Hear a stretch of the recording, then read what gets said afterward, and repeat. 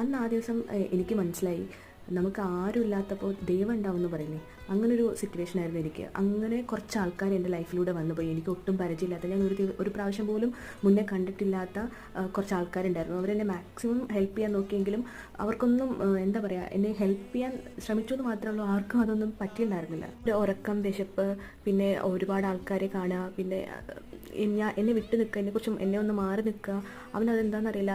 അന്നത്തെ ദിവസം അതൊട്ടും അവനത് പറ്റുന്നുണ്ടായിരുന്നില്ല. ഒരേ കരച്ചിലായിരുന്നു. കരച്ചിലെന്ന് മാത്രമല്ല, ആ ഗ്രൗണ്ടിൽ അന്ന് എത്ര പേരുണ്ടായിരുന്നു അത്രയും പേർക്കും അവനെ സമാധാനിപ്പിക്കാൻ അവിടെ നോക്കിയിട്ടുണ്ടായിരുന്നു. നേരത്തെ പോയിട്ടൊന്ന് പ്രാക്ടീസ് ചെയ്യണമെന്ന് വിചാരിച്ചത്, പക്ഷെ അതുപോലും എനിക്ക് പറ്റിയിട്ടുണ്ടായിരുന്നില്ല. അതിനുപോലും അവൻ സമ്മതിക്കുന്നുണ്ടായിരുന്നില്ല. എനിക്ക് ഉറപ്പായിരുന്നു എന്തായാലും എനിക്കിത് കിട്ടില്ല. എനിക്ക് അത് ഞാൻ ഇട്ടിടാൻ അവിടെ വണ്ടി എടുത്ത് കയറിയ സമയത്ത് എൻ്റെ ചെവിയിൽ മുഴുവനും അവൻ്റെ കരച്ചിൽ മാത്രമേ അന്ന് ഓടിക്കൊണ്ടിരിക്കുന്നുണ്ടായിരുന്നുള്ളൂ.